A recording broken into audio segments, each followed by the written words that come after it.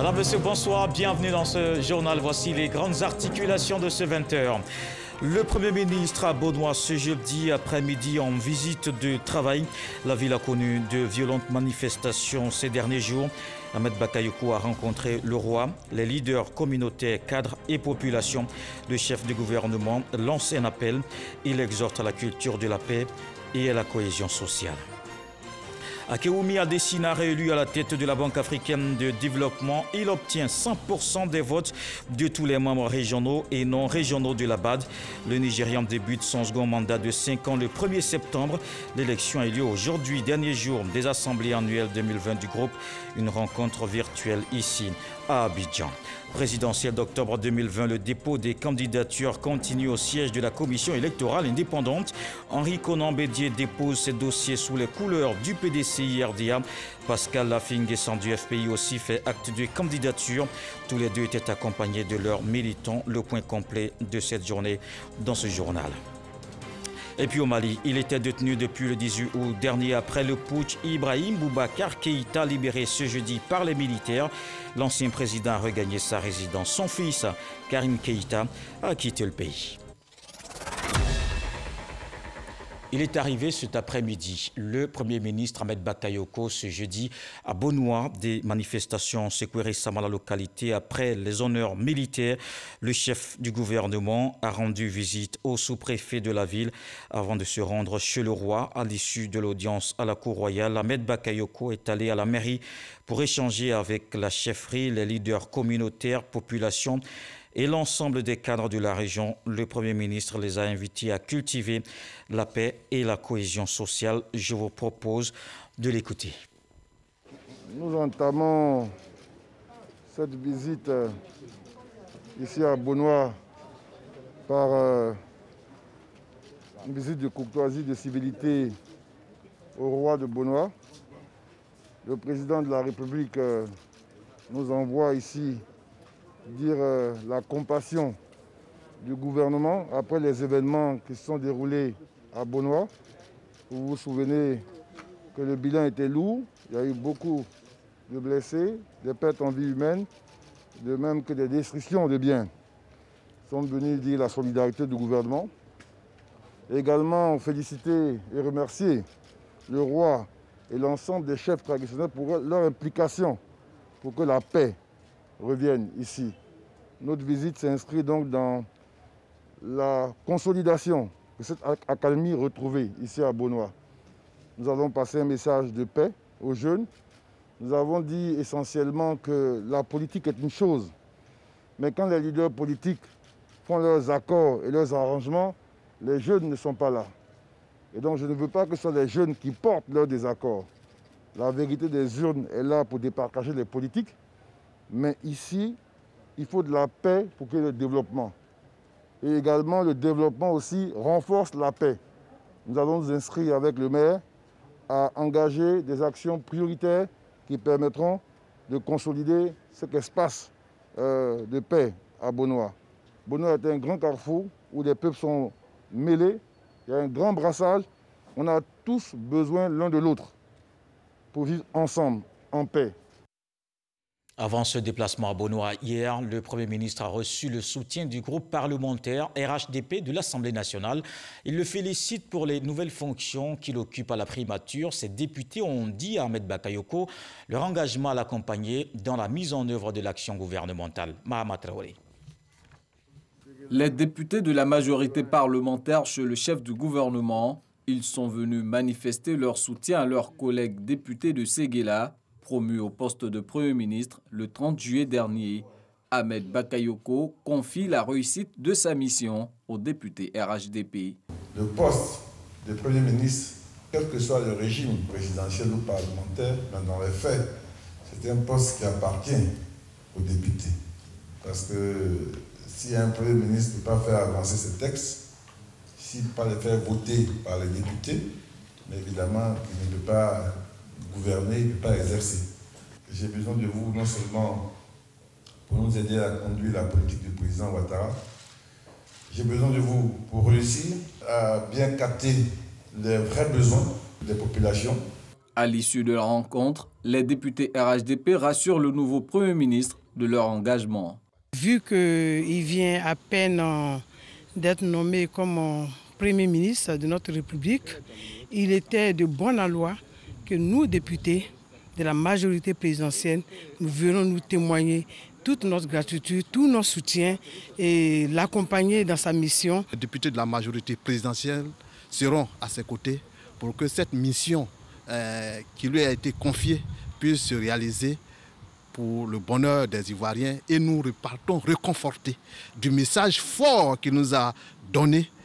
Merci au Premier ministre de nous avoir mis en confiance. À notre tour, nous le garantissons, nous le rassurons de ce qu'il peut compter sur nous. Le RHDP compte 150 députés sur les 252 que compte l'Assemblée nationale. Allons à Yamoussoukro pour voir dans l'autre chambre du Parlement. Et également à la tâche, le Sénat a reçu aujourd'hui le ministre de la promotion de l'investissement privé. Les sénateurs ont ratifié un projet de loi portant code des investissements en Côte d'Ivoire. Et si ces semelles rassurent, et vous allez l'entendre au micro de Kader Sogodogo, malgré la Covid et le climat électoral, le pays reste une destination privilégiée. Une meilleure définition et appréciation des projets dits structurants, une demande d'agrément ouverte, une réduction du seuil de l'investissement dans plusieurs zones, la consignature du certificat d'agrément par le directeur général de l'Agence de promotion des investissements et le ministre du Budget. Ce sont quelques articles du projet de loi portant code des investissements en Côte d'Ivoire, ratifié par la Commission des affaires économiques et financières du Sénat.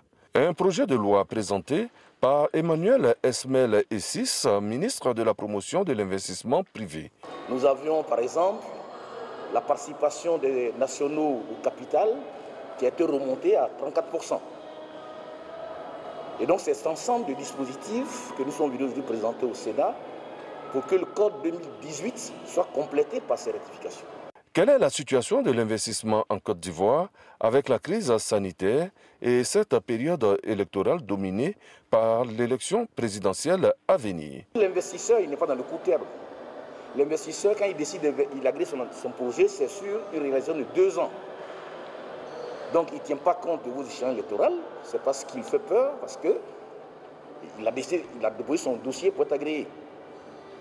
Donc il croit toujours dans la Côte d'Ivoire, et ce qui me fait dire que l'attractivité de la Côte d'Ivoire reste encore intacte et que les joutes électorales ne viennent pas du tout perturber la décision des investisseurs de venir en Côte d'Ivoire. En 2019, la Côte d'Ivoire a connu un investissement record de 730 milliards de francs CFA. À fin juin 2020, 110 entreprises ont été agréées pour un investissement de 407 milliards de francs CFA. Le coût fiscal est évalué à 106 milliards de francs CFA. Prochain émissaire du président de la République devant le Sénat, le garde des Sceaux, ministre de la Justice et des Droits de l'Homme, Sanson Kambile, porteur de 3 projets de loi. On parlait à l'instant de chiffres avec Kader Sogodogo. Ce qui va suivre aussi, il a fait 100%. Le docteur Akiwumi Adesina, réélu à la présidence du groupe de la Banque africaine de développement, il a recueilli la totalité des suffrages exprimés par le Conseil des gouverneurs, le Nigérian, et reconduit pour un mandat de 5 ans, une élection tenue ici à Abidjan à l'occasion des assemblées annuelles de la BAD. L'ancien Bakayoko. Akiwumi Adesina, unique candidat en lice, rempile pour un deuxième mandat de 5 ans à la tête de la Banque africaine de développement. À l'issue du vote formel par bulletin secret en mode électronique, le Nigérian a été élu à l'unanimité des gouverneurs. Il a obtenu 100% de vote des membres régionaux et non régionaux de la banque. Arrivé en 2015 et crédité d'une augmentation de capital record en 2019 de 93 à 208 milliards de dollars, le président de la BAD a vu son bilan secoué par un rapport particulièrement documenté de cadres internes agissant sous le régime protégé des lanceurs d'alerte. Des lanceurs d'alerte qui l'accusaient de favoritisme dans les nominations aux positions stratégiques. Mais le panel de revue dirigé par Mary Robinson, désigné le 1er juillet pour examiner le travail du comité d'éthique de la banque quant aux allégations de ces lanceurs d'alerte, a conclu à des accusations infondées. Même si la pandémie mondiale de la Covid-19 a déréglé tout le système économique, le président Akiwumi Adesina, qui retrouve toute sa légitimité, entend maintenir le cap via ses 5 grandes priorités, à savoir éclairer l'Afrique et l'électrifier, nourrir l'Afrique et l'industrialiser, intégrer l'Afrique à la dynamique mondiale et surtout améliorer la qualité de vie de ses populations. Après Toumoudi, récemment, Didier Vie et Thiébissou vont bénéficier du programme de renforcement de la voirie urbaine. Au total, 10 km de bitume réalisés dans chacune de ces 2 communes. Amédée Kouakou, le ministre de l'Équipement et de l'Entretien routier, a procédé hier au lancement des travaux. Ils se déroulent en 2 phases, dont la première porte sur le bitumage d'environ 3 km de route par commune.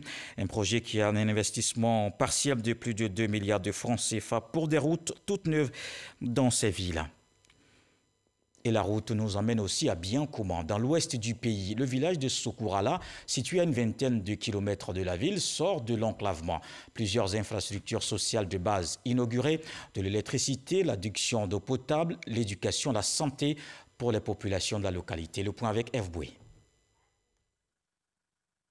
Sokourala, village situé à 23 km de Biancouma, région du Tonkpi, est en fête. La raison, plusieurs infrastructures sociales de base sont inaugurées en présence de membres du gouvernement, de l'ensemble des forces vives du village et des environs. Ces réalisations concernent la mise sous tension du village, la réhabilitation, la construction et l'équipement d'infrastructures éducatives, la construction d'une pompe à motricité solaire, la construction d'un dispensaire doté d'une ambulance et la construction d'une nouvelle mosquée. Les donateurs sont entre autres le ministère de la Solidarité, de la Cohésion sociale et de la lutte contre la pauvreté, le Conseil Café Cacao, le Conseil régional du Tonkpi, l'ambassade du Qatar, des ONG et plusieurs mécènes. Avec ces initiatives, les conditions de vie des populations de Sokourala sont améliorées. Elles sont reconnaissantes au président Alassane Ouattara et à l'ensemble des donateurs. Hier, Sokourala, aujourd'hui Sokourala, c'est comme si ce n'était pas le même village. Nous tirons vraiment le chapeau au président de la République, son excellence, M. Alassane Ouattara, et à son gouvernement. On est content, on est très ému par rapport à l'arrivée de l'électricité, l'eau potable et, comment on appelle, la route est praticable aussi. L'eau, c'est source de vie. Courant aussi, ça a contribué au développement. Donc tout ce qu'ils ont fait aujourd'hui, tout a été bien. La réhabilitation, pour ne pas dire la construction de nouvelles salles de classe, en tout cas, ça a porté un boom au cœur. Le ministre de la Sécurité et de la Protection civile, fils et cadre de Sokourala, qui a piloté l'aboutissement de cet important projet de développement, a exhorté ses parents à accompagner le président Alassane Ouattara dans son combat qu'il mène pour l'amélioration des conditions de vie de ses concitoyens. Le fruit de ce combat se voit partout en Côte d'Ivoire, se voit dans tous les villages. Il a amené la lumière à Sokourala. J'ai été sidéré. Je ne pouvais pas imaginer qu'une ampoule allumée dans un village pouvait procurer autant de joie. Celui qui procure cette joie, c'est Alassane Ouattara. La ministre Maria Toukone, porte-parole des donateurs, tout en remerciant l'ensemble des bienfaiteurs de Sokourala, a saisi l'occasion pour relancer un appel à l'apaisement en cette période préélectorale. À tous les Ivoiriens, à tous nos leaders politiques, à tous nos leaders d'opinion, aux femmes, aux jeunes de Côte d'Ivoire, je leur ai dit, bas la terre, jouons la carte de la tolérance, jouons la carte de la paix, jouons la carte de la cohésion pour le développement de notre pays. La paix, rien que la paix, pour que tous les habitants de la Côte d'Ivoire puissent bénéficier des fruits de la croissance économique. En se rendant le Gor, les cadres et élus de Gagnoa prônent la cohésion sociale. Le député Abel Dioré en tête multiplie les rencontres pour amener la paix entre les communautés de la cité du Fromager. Il a eu plusieurs concertations avec les jeunes principaux acteurs de ces affrontements. Ils ont décidé de s'engager pour un climat apaisé. Soro Corona. Le député de Rouagayo Bayota, Abel Dioré, multiplie les rencontres avec les chefs des différentes communautés, les présidents de jeunesse, des femmes et des membres de la société civile de Gagnoa. Des rencontres pour enterrer durablement la hache de guerre suite au dernier malheureux événement. Les nombreuses entrevues avec les principaux acteurs de cette crise, les leaders de jeunesse ont porté fruit. Ces jeunes ont tenu une réunion de réconciliation. Ils décident de tourner le dos à la violence pour privilégier l'intérêt supérieur des populations de Gagnoa en entretenant un climat apaisé. C'est tout Gagnoa, sans clivage ethnique, politique, religieux. Tout le monde est là pour venir dire Gagnoa n'en a pas besoin. À mes frères, à mes soeurs, c'est pas facile. Voilà, on a perdu une vie. Cadeau. C'est mieux de s'attendre et puis aller de l'avant. Gagnoa a besoin de paix. Ne soyons pas des va-t-en-guerre. Nous demandons à la population, nos camarades jeunes, d'avoir un esprit de paix. Nous avons intérêt à faire tomber le mur de méfiance pour l'intérêt des Gagnoa. Pour joindre l'acte à la parole, à travers une procession et un élan de solidarité, les jeunes sont allés présenter leurs condoléances à la famille endeuillée au cours des affrontements. Abel Gyoré s'est réjoui de cette paix retrouvée.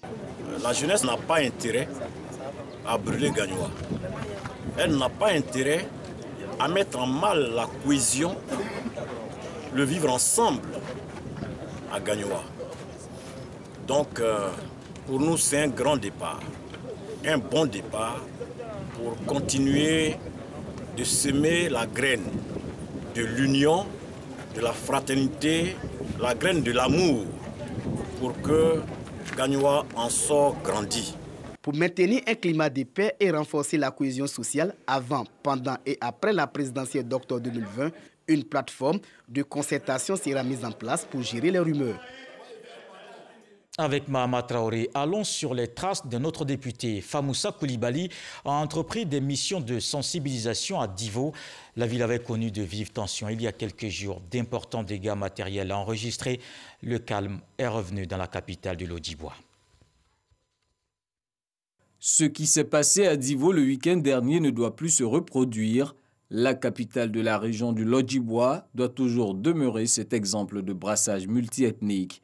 Telle est la conviction du député Famoussa Koulibaly et il est allé la partager avec les populations de sa circonscription lors d'une tournée de sensibilisation et d'apaisement initiée dans les quartiers et les 12 villages de Divo. Parce que nos parents, c'est qu'ils ont réussi là, nous on est en train de faillir, chers frères, chers sœurs.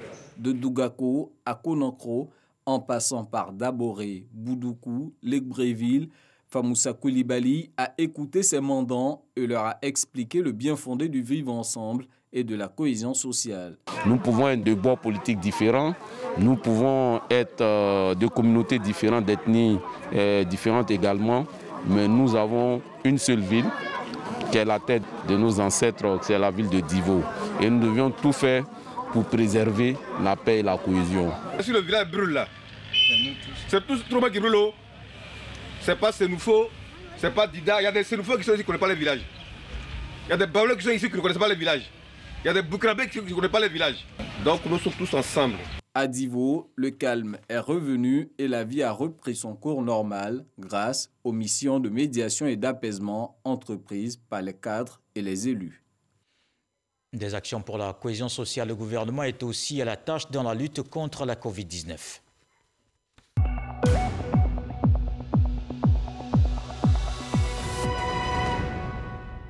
Je vous donne les chiffres de ce jeudi. 99 nouveaux cas sur 1082 échantillons, soit 9,1% de cas positifs, 198 guéris, un décès. À la date du 27 août, la Côte d'Ivoire compte donc 17 702 cas confirmés, 16 139 personnes guéries, 115 décès et 1448 cas actifs. La Chine continue ses actions d'appui à la lutte contre la Covid-19 en Côte d'Ivoire. La première dame de Chine offre du matériel médical et un don pour soutenir les populations vulnérables. Michel Digré. Depuis le début de la pandémie, la Chine et la Côte d'Ivoire ont lutté ensemble et ont fait preuve d'une grande solidarité, ce qui a permis de consolider notre confiance politique mutuelle et d'approfondir l'amitié entre les Chinois et les Ivoiriens. Cette amitié sino-ivoirienne se manifeste à nouveau avec un don de la première dame de Chine, Peng Liwan. Ce sont 18 000 masques chirurgicaux et 120 pistolets de température. Ce lot de matériels médicaux qui constitue une importante et inestimable contribution aux efforts que ne cesse de déployer Madame la Première Dame Mme Dominique Ouattara, aux côtés des autorités gouvernementales, vient soulager les femmes, les enfants et les adolescents de Côte d'Ivoire dans le cadre de la lutte que nous menons tous contre la pandémie Covid-19. La fondation de la première dame de Côte d'Ivoire, Dominique Ouattara, procédera très bientôt à la redistribution de ce don aux populations vulnérables.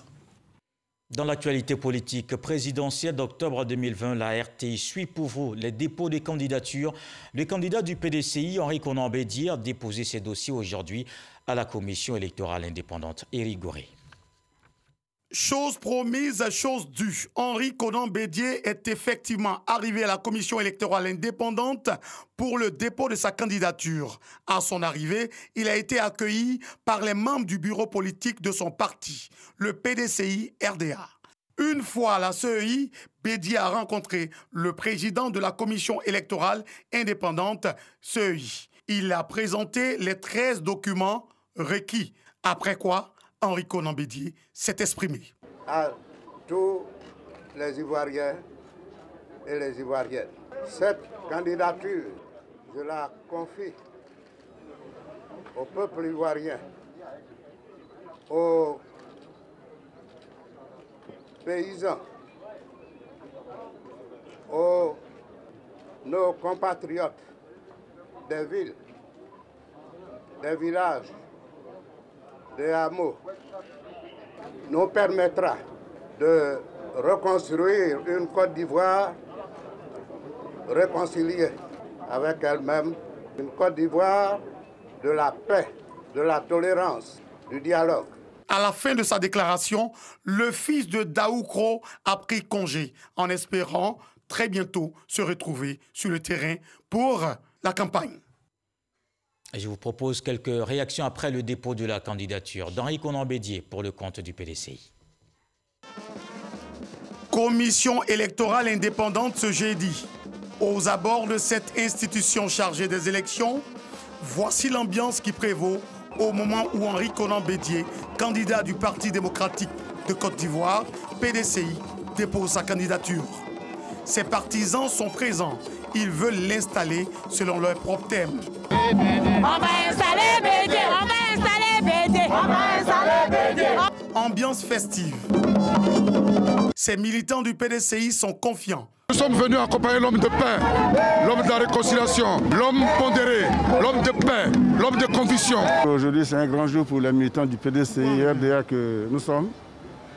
C'est le moment de déposer les dossiers de candidature pour les élections du 31 octobre 2020. Et nous sommes venus accompagner notre candidat, notre champion, le président Henri Konan Bédié, pour déposer le dossier. Et après, nous retournons sur le terrain pour travailler à son élection. La joie était au rendez-vous, ce qui a fait dire au secrétaire exécutif du PDCI que son parti gagnera l'élection présidentielle. Oh, il a déjà gagné. Sidonie Davila nous parle d'un autre candidat, Pascal Affi-N'Guessan. Le candidat du Front populaire ivoirien a déposé sa candidature aujourd'hui. 13 sur 13 pour le candidat du Front populaire ivoirien. Selon l'équipe de la CEI, le candidat a réuni les 13 documents composant la liste des pièces requises par la commission électorale indépendante.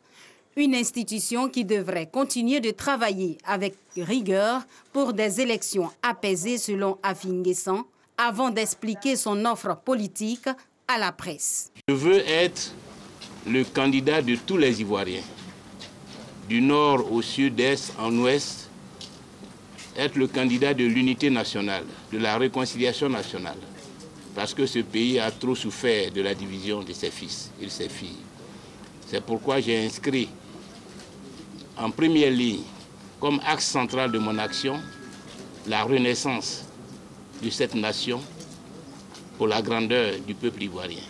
C'est au nom du Front populaire ivoirien que je suis candidat. Je voudrais donc appeler tous nos militants, quelles que soient les positions qu'ils ont pu prendre à un moment ou à un autre, au rassemblement. Le rassemblement pour l'alternance démocratique. Le candidat du FPI est arrivé à 10 h à la CEI comme annoncé, avec des militants qui ont voulu être témoins de cet événement. Aussi bien à l'intérieur comme à l'extérieur de la CEI, une foule en liesse venue le soutenir attendait son président. Pour Afi N'Guessan, candidat du Front populaire ivoirien, l'occasion est bonne pour prendre un bain de foule en signe de reconnaissance à ses militants et sympathisants.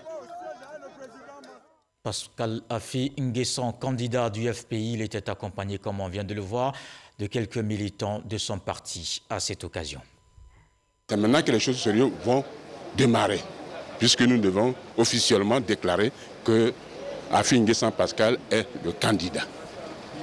Donc nous pouvons nous réjouir, puisque avec la CEI, véritablement, il n'y a pas eu de difficulté dans la présentation de toutes les pièces qui devraient constituer le dossier de candidature. C'est une joie immense pour moi ce matin de venir accompagner le candidat du Front populaire ivoirien à la CEI ici, déposer sa candidature pour les élections du 31 octobre 2020.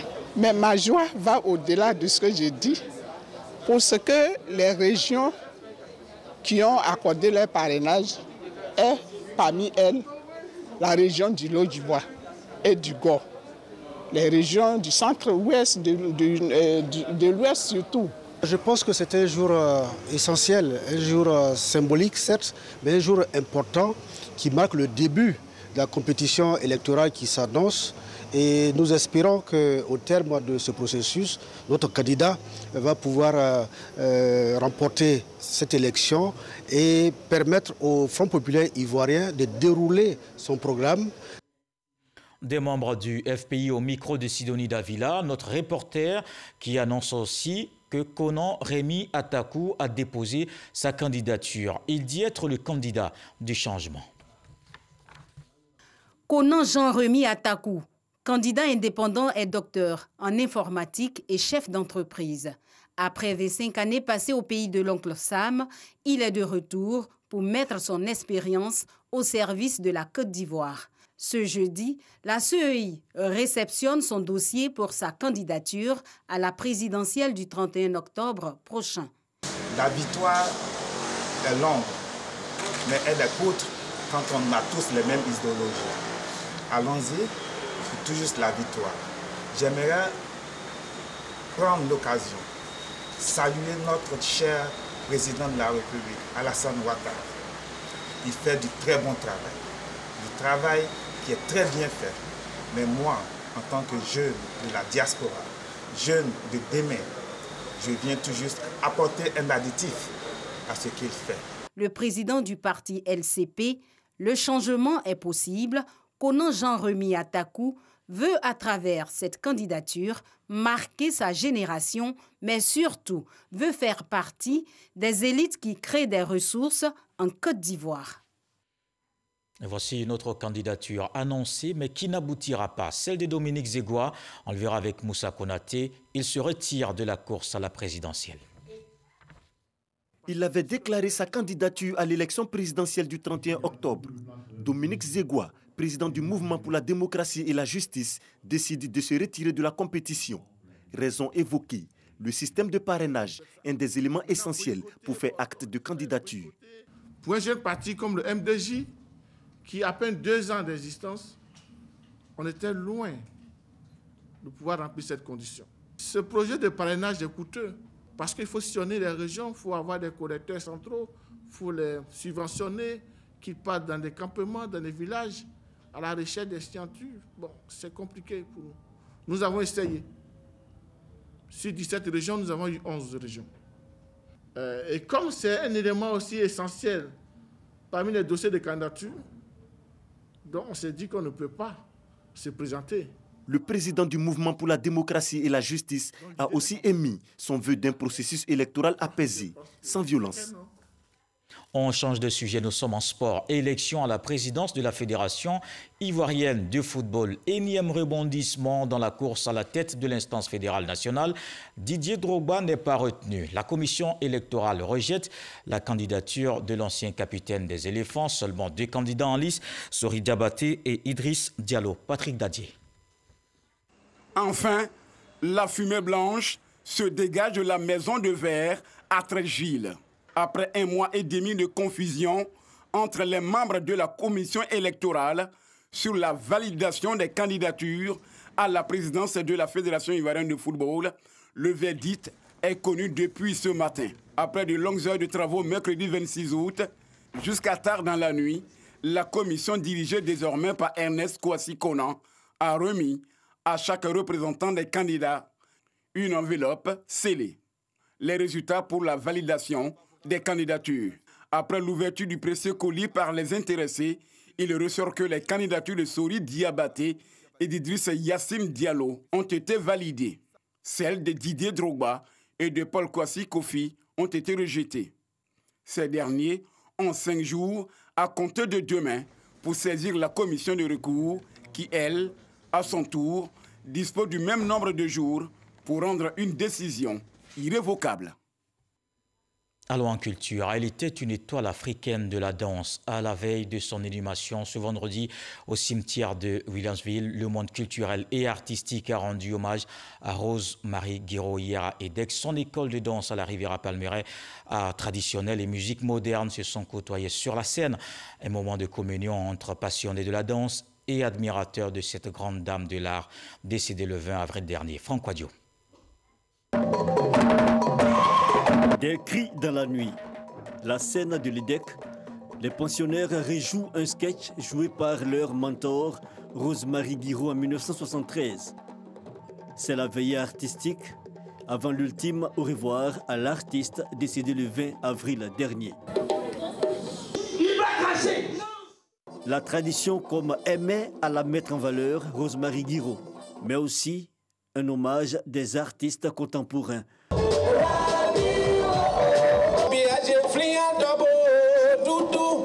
La défunte avait su tisser ce lien entre les générations. Elle reste pour certains inégalable. Tous les artistes aujourd'hui, tous les chanteurs ont eu vraiment des danseurs qui sont partis de l'EDEC et donc de sa maison. Voilà, donc elle a vraiment fait beaucoup pour les artistes en Côte d'Ivoire. Were Were Liking, autre prêtresse de la scène, les porteurs d'idées comme Tiburce Kofi, le professeur Yacouba Konaté, l'artiste Hippolytano et bien d'autres personnalités du monde culturel sont venus célébrer la mémoire de la défunte. Ce qu'elle nous a laissé, c'est le travail bien fait, la continuité, la persévérance et puis l'amour de l'autre. Emmett, son mari, cachant difficilement le poids de la séparation, et sur la scène, la réaffirmation du soutien des autorités. Le directeur du Bureau ivoirien du droit d'auteur a porté la voix du ministre de la Culture. Et Marie-Rose Guiraud, aujourd'hui, que nous célébrons, a des disciples.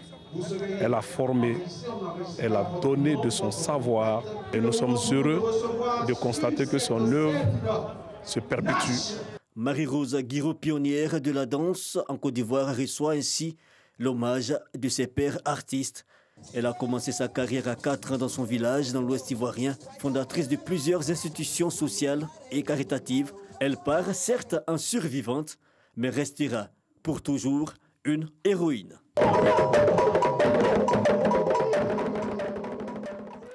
Dans le reste de l'actualité au Mali, Ibrahim Boubacar Keïta est libre. Il a regagné sa résidence du quartier de Sébenikoro. L'ancien président malien, arrêté le 18 août dernier par les putschistes, libéré aujourd'hui. C'est l'annonce faite par les militaires. Dans le même temps, le fils Karim Keïta était parvenu à quitter le Mali. Les réactions continuent pour condamner le putsch et réclamer la mise en place d'un processus démocratique. L'Union européenne suspend temporairement ses missions au Mali. Voilà qui met un terme à ce journal. Merci de l'avoir suivi. À 23h, retrouvez Abdoulaye Koné. Demain, Marie-Laure Ngoran à 20h. Ce soir, le sage dit qui s'enferme dans la haine finit toujours par se haïr lui-même. Je vous retrouve très bientôt. D'ici là, portez-vous bien.